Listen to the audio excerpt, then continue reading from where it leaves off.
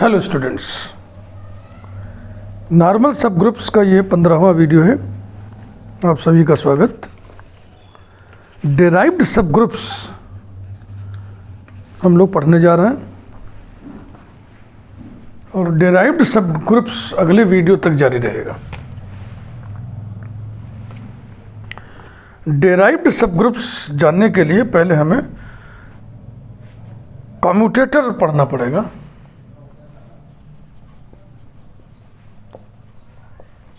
commutator of ordered pair, commutator of ordered pair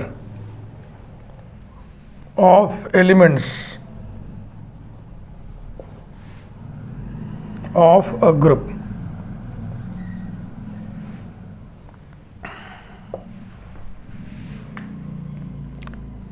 Let G be a group and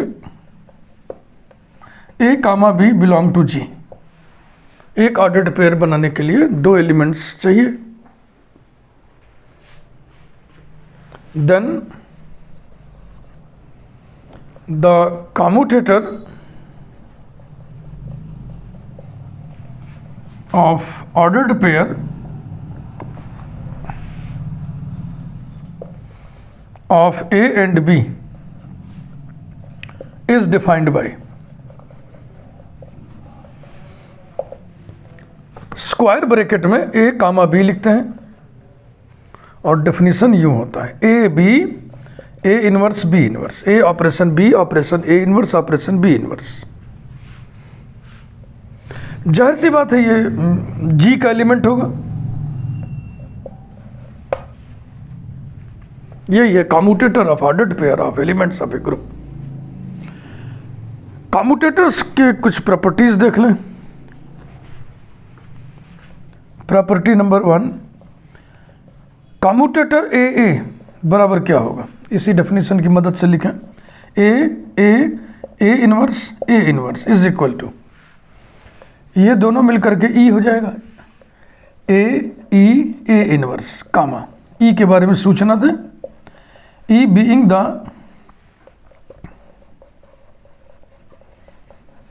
identity of the group G equals to a बराबर a हो जाएगा और ये फिर आ गया E, यानी कि कम्यूटेटर ए आइडेंटिटी के बराबर होता है। किसी कम्यूटेटर के इनवर्स की चर्चा देखें। कम्यूटेटर ए बी इनवर्स बराबर क्या होगा, कम्यूटेटर ए बी होता है ए इनवर्स बी इनवर्स और फिर इसका इनवर्स आपको चाहिए।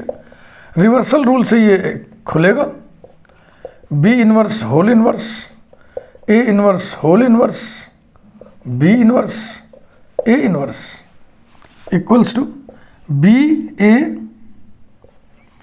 Inverse A inverse. डेफिनेशन पे गौर फरमाएं, कम्यूटेटर ए बी बराबर होता है ए इनवर्स बी इनवर्स, तो बी इनवर्स बराबर क्या होगा, commutator B A. Commutator A B का इनवर्स कम्यूटेटर बी ए होता है। ठीक है भाई, इतना समझ में आ गया। Note,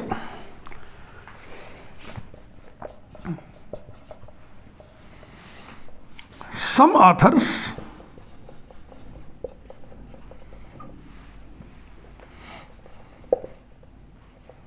give the definition of commutator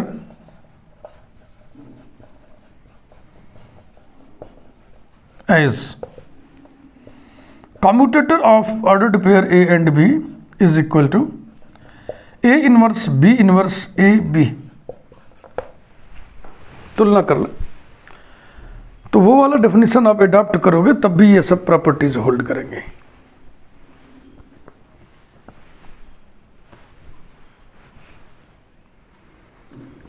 दो रिजल्ट्स हम लिखना चाहेंगे।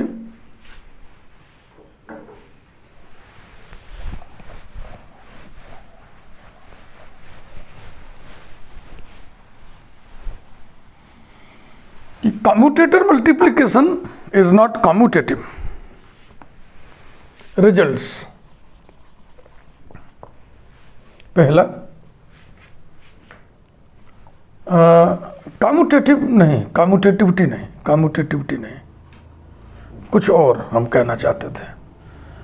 ये दो कम्यूटेटर का जो प्रोडक्ट होगा वो जरूरी नहीं कि कम्यूटेटर हो, यानी कि क्लोजर प्रॉपर्टी नहीं होल्ड करेगा। Product of two commutators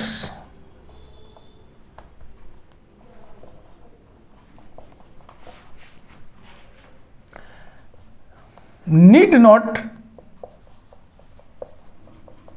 be a commutator। ये बात है, कम्यूटेटिविटी तो होल्ड करने का सवाल ही नहीं उठता है। Number 2, the set comma capital C comma of all commutators in G may or may not be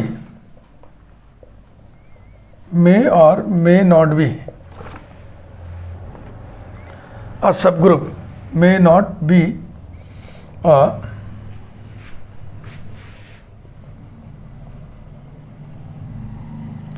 subgroup of G। क्योंकि आपने देखा कि commutator A b belongs to G, यानी जी के दो दो एलिमेंट्स लेकर के जितने भी कम्यूटेटर्स बनाओगे वो सब जी के ही एलिमेंट्स होंगे। तो अब सेट ऑफ ऑल कम्यूटेटर्स इन जी अगर हम बनाएं, कैपिटल सी से उसको डिनोट करें, तो जी का सबसेट होगा। तो वो जो सबसेट होगा जी का, कॉम्प्लेक्स होगा, जरूरी नहीं कि वो सब ग्रुप हो। नेक्स्ट, कम्यूटेटर सबग्रुप और derived subgroup of a group.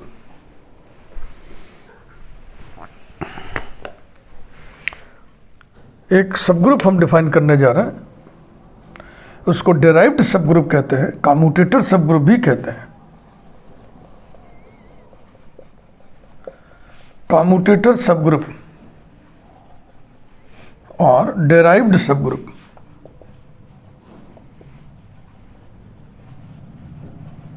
of a group।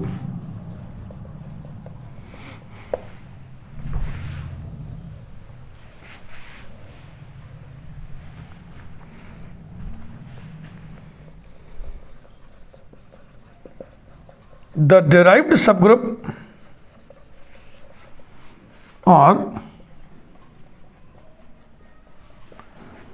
commutator subgroup square bracket में लिखते हैं जी कामा जी, पहला नोटेशन, और जी पर डैश लगा देते हैं, G dash.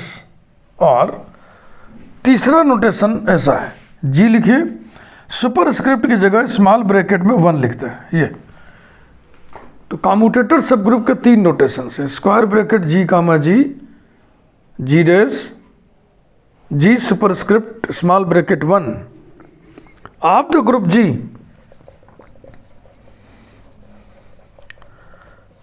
is the smallest subgroup containing C, is the smallest subgroup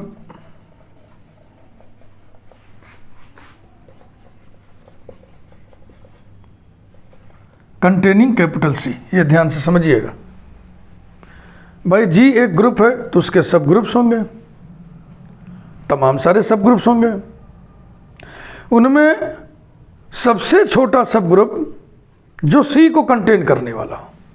सी को कंटेन करने वाले एक से अधिक सब ग्रुप्स हो सकते हैं, उनमें जो स्मॉलेस्ट होगा उसी को डिराइव्ड सब ग्रुप कहते हैं। स्मॉलेस्ट सब ग्रुप कंटेनिंग सी,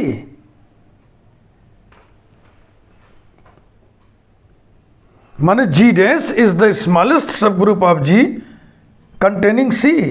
तो हम कह सकते हैं G dash is generated by C, G dash is generated by commutators, G dash is generated by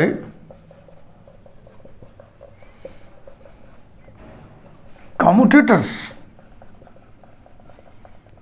in G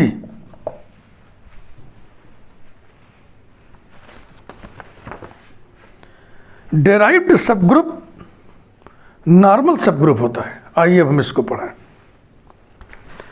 derived subgroup is a normal subgroup. तो ये पहली प्रॉपर्टी आप पढ़ने जा रहे हैं डेराइव्ड सबग्रुप की।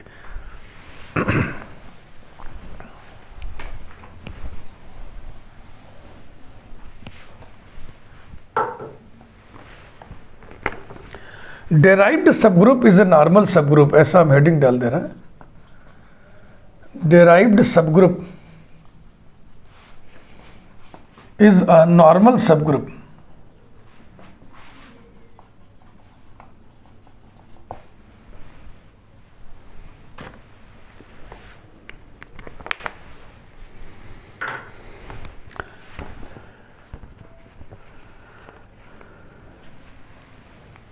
let G dash be derived subgroup of a group G, then G dash is the smallest, by definition नीचे लिखा हुआ है, G dash is the smallest subgroup of G, smallest subgroup of G containing C, उसी को हम ऐसे लिख दे रहे हैं, such that G dash contains C, माने C is contained in G dash, capital C is subset of G dash, ये इसका मतलब रहा। We have to prove that G dash is a normal subgroup of G। चाहो तो यहाँ पे C के बारे में भी लिख दो, C being the set of all commutators in G, set of all commutators in G. We have to prove that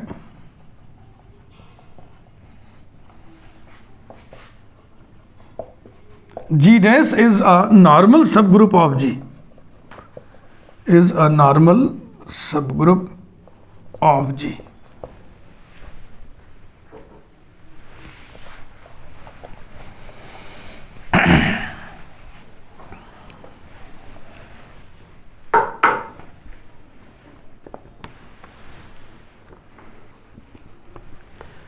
paragraph बदल के, let A be any element of group G and x be any element of G dash. तो हम सिद्ध कर दें a x A inverse belongs to G dash, मकसद हमारा यही है।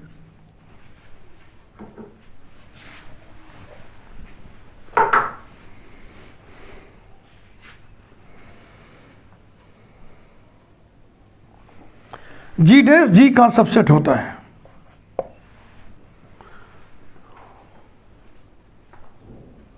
जी डैश क्या चीज है देखो, derived subgroup of G, G dash is subgroup of G, तो सबसेट ऑफ जी तो होगा ही होगा, ठीक है ना। Then A x A inverse x inverse being a commutator belong to C. C is the set of all commutators. Commutators बनाने के लिए दो एलिमेंट चाहिए, तो G के दो एलिमेंट A और X हैं। A एलिमेंट आप G आप कह ही रहे हो, X आप कह रहे हो कि एलिमेंट G डैश का है, G डैश G का सबसेट है, इसलिए X भी एलिमेंट G का होगा, इसलिए G में एक कम्यूटेटर हुआ। चाहो तो इसको और बढ़िया लिख दें, then A x A inverse x inverse is a commutator in G, and so A x A inverse x inverse belongs to C, commutator होने के नाते सी को बिलोंग करेगा। फिर नीचे लिखे implies that a x A inverse x inverse belongs to G dash, logic लिखिए since C is subset of G dash, C is subset of G dash. Now a x A inverse equal to a x A inverse. अब हम manipulate करने जा रहे हैं. इस type का manipulation आप कई थ्योरम में देख चुके हैं. हम यहाँ पे लिख रहे हैं एक्स इनवर्स एक्स. ऐसा लिखने से कोई असर तो पड़ेगा नहीं, क्योंकि एक्स इनवर्स एक्स माने आइडेंटिटी, आइडेंटिटी से ऑपरेट करने से कोई असर नहीं पड़ता है. Is equal to bracket a x A inverse x inverse और x. A x A inverse x inverse G dash का एलिमेंट है. एक्स कहाँ का एलिमेंट आप लिए हैं? जी डैश का. इसलिए ये भी जी डैश में होगा, क्योंकि जी डैश सब ग्रुप है. सब ग्रुप है तो ग्रुप होगा, ग्रुप है तो क्लोजर प्रॉपर्टी होल्ड करेगा, है ना. Belongs to G dash because A x A inverse x inverse belongs to G dash comma X belongs to G dash and G dash is a subgroup. सब group तो वही है, हमको normal सब group बताना.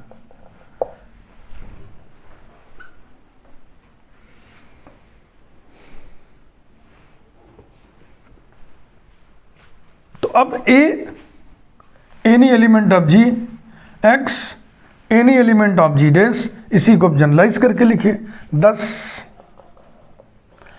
ए x A inverse belongs to G dash for all x belonging to G dash for all a belonging to G and so G dash is a normal subgroup, is a normal subgroup of G. ये proof हो गया. Derived सब group तो है ही है. Normal इन जी होता है, normal सब ग्रुप होता है.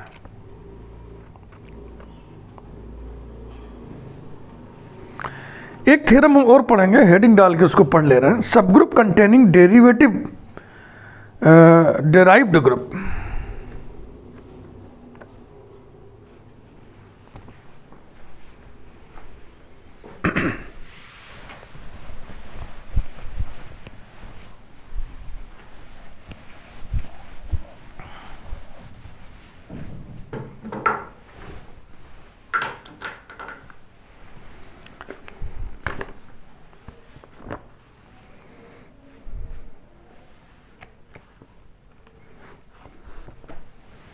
Subgroup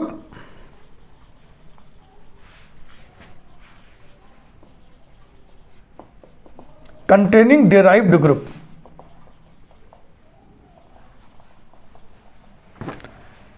Subgroup containing derived group is a normal subgroup. Is a normal subgroup. यानी कोई सब ग्रुप ऐसा हो जो ग्रुप के डेराइव्ड ग्रुप को कंटेन करता हो तो वो नॉर्मल सब ग्रुप होगा, उसमें नॉर्मलसी आ जाएगी.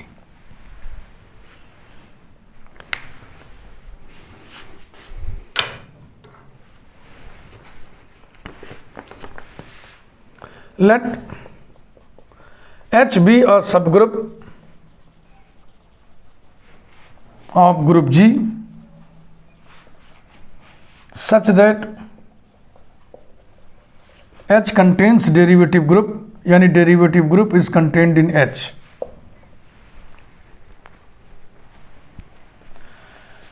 Then we have to prove that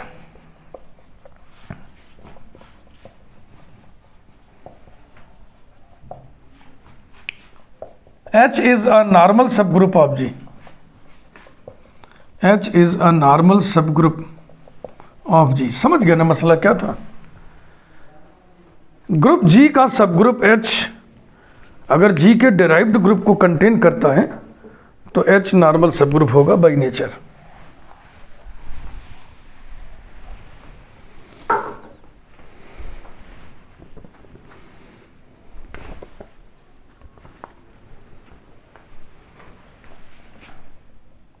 इसके लिए देखो योजना बता दें.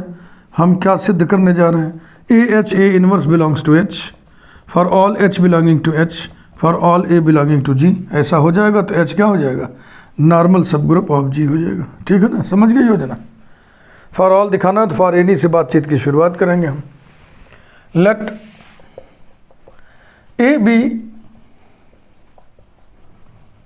Any element of G and H be any element of capital H, then AHA inverse is equal to AHA inverse, और बगल में फिर वही मैनिपुलेशन, बगल में हम लिख दे रहे हैं H इनवर्स H, और ऐसा लिखने से कोई असर तो सिस्टम पे पड़ेगा नहीं।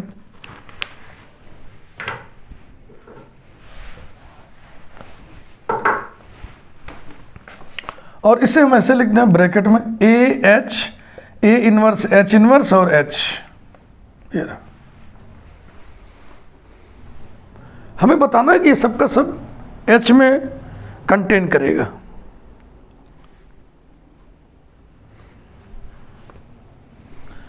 इसे ही छोड़ दे, नंबर डाले तो ठीक, न डाले तो ठीक, एकदम पिछले वाले जैसा हमको लग रहा है। Now AH A inverse H inverse is a commutator in G, and so AH A inverse H inverse belongs to capital C, और इसी के नीचे हम लिख दें implies that AH A inverse H inverse belongs to G। कारण हम लिख दें चूंकि C is subset of G dash by definition। Given that G dash is subset of H, so this implies that AH A inverse H inverse belongs to capital H, since G dash is contained in H, comma given। तो ये element H का है, ये element H का ही है।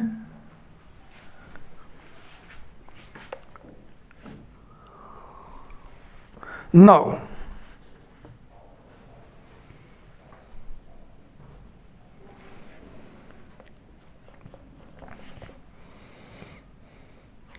AH A inverse H inverse belongs to H, comma H belong to H, and H subgroup है, and H is a subgroup of G। माने subgroup है तो ग्रुप होगा, ग्रुप होगा तो क्लोजर ला होल्ड करेगा, semicolon. Therefore AH A inverse H inverse operation H also belongs to H। ये आ गया, ये आ गया। नीचे यहाँ लिख दें implies that AH A inverse belongs to H, और बगल में लिख दें by 1। हो गई बात पूरी।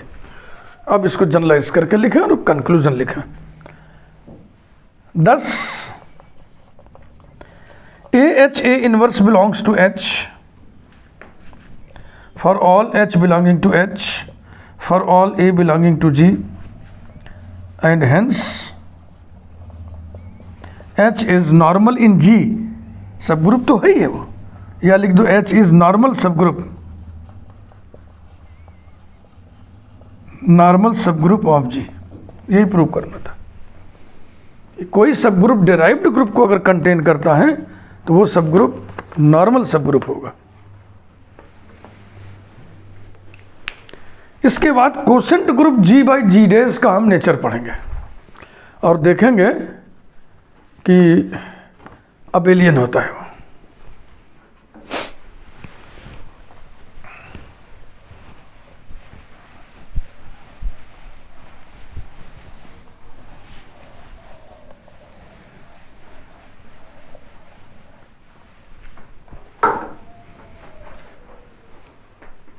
ठीक, शुरू करें।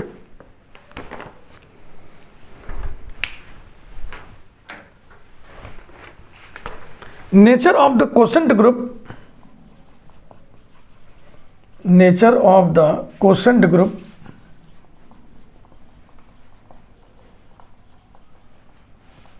G by G dash, G group है, G डैश डेराइव्ड ग्रुप है जो कि सब ग्रुप होता है, सब ग्रुप ही नहीं नॉर्मल सब ग्रुप होता है, इसलिए G upon G dash set of all right cosets of G dash in G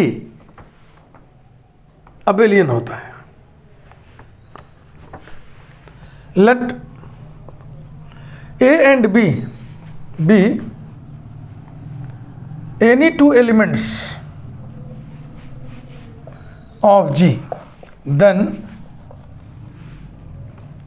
comma obviously comma commutator होने के नाते A B A inverse B inverse belongs to capital C, implies that A B B A inverse belongs to capital C, implies that AB BA inverse belongs to G dash, since C is subset of G dash by definition.